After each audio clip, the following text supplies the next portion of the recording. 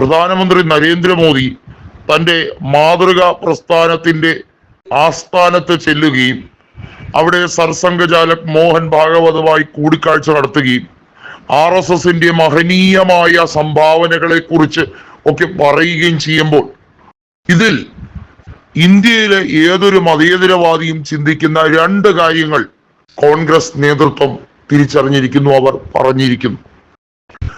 ഇന്ത്യയിൽ തന്നെ BJP അവർ മര്യാദകേട് കാണിക്കുന്ന കാലഘട്ടം അതായിരുന്നു 14 മുതൽ ഇങ്ങോട്ട്.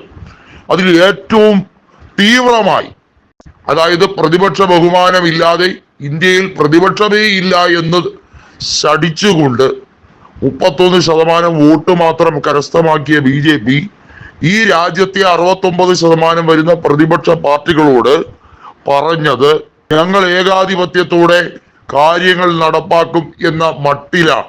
നിങ്ങൾ എന്തു ചെയ്യും? അത്തരത്തിലാണ് എല്ലാ ബില്ലുകളും 2019-24 കാലഘട്ടത്തിൽ പാസാക്കിയെടുത്തത്. എന്നാൽ അധികാരമൊഴിയാൻ നരേന്ദ്രമോദിക്ക് ഇപ്പോൾ കൃത്യമായി ആജ്ഞ കൊടുത്തിരിക്കുന്നു. RSS ആണ് മോദിയെ പ്രധാനമന്ത്രിയാക്കുന്നതിന് വളർത്തിയതെങ്കിൽ അദ്ദേഹത്തോട് കൃത്യമായി ആവശ്യപ്പെടാനും അവർക്ക് അധികാരമുണ്ട് എന്ന് കാണിക്കുന്ന രീതിയിലേക്ക് മോദിയെ വിളിച്ചു വരുത്തിയത് തന്നെയാണ്.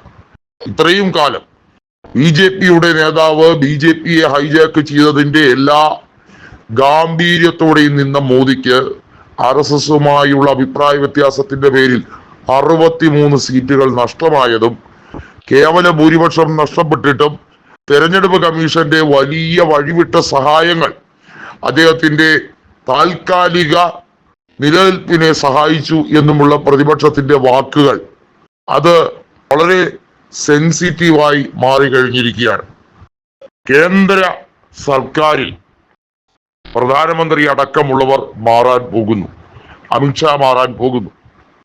ഇത്തരത്തിലുള്ള നീക്കങ്ങൾ വരുമ്പോൾ ഒന്നോ രണ്ടോ നേതാക്കളുടെ മാത്രം പാർട്ടിയാക്കി കൈയടക്കി വെച്ചിരുന്ന മോദി അമിത്ഷാ കൂട്ടുകെട്ടിനെയാണ് തകർത്തെറിയാൻ പോകുന്നതെന്ന് വളരെ വ്യക്തം.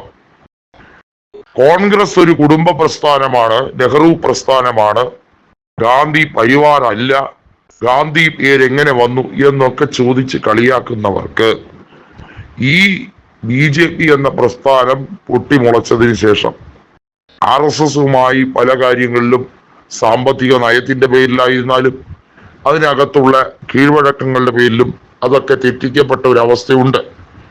അതാണ് ഇവിടെ മോദിക്ക് കൃത്യമായി RSSന്റെ ശകാരം ഉൾപ്പെടെ വന്നിരിക്കുന്നത് എന്നാണ് വ്യക്തം. എത്രയൊക്കെ നരേന്ദ്രമോദി അത് തണുപ്പിക്കാൻ നേരിട്ട് ചെന്നാൽ അവരുടെ ഭിന്നാഭിപ്രായം പറഞ്ഞിരിക്കുക തന്നെ ചെയ്യുമെന്ന് വ്യക്തം. സവാർക്കറെയും ഗോൾവാക്കറെയും വീരപുരുഷന്മാരാക്കുകയും മഹാത്മാഗാന്ധിയുടെ ഘാതകനെ പൂവിട്ട് പൂജിക്കുകയും ചെയ്യുന്ന സംഘപരിവാരത്തിന് സ്വാഭാവികമായും അവരുടെ രാഷ്ട്രീയ അജണ്ടകൾ നടപ്പിലാക്കാൻ ശ്രമിക്കുന്ന ആര് വന്നാലും അവരെ ഒരു പരിധിവരെ ഉയർത്തിവിടും. എന്നാൽ സ്ഥിരം അധികാരം കൊടുത്ത് ഒരു വ്യക്തിയെ സർവാധിപരാക്കാൻ അവരാരും ശ്രമിക്കില്ല എന്ന് വ്യക്തമാകുന്നതാണ് ഈ ആസ്ഥാനത്തേക്കുള്ള നരേന്ദ്രമോദിയുടെ പോക്ക് എന്ന് തന്നെ വ്യക്തം.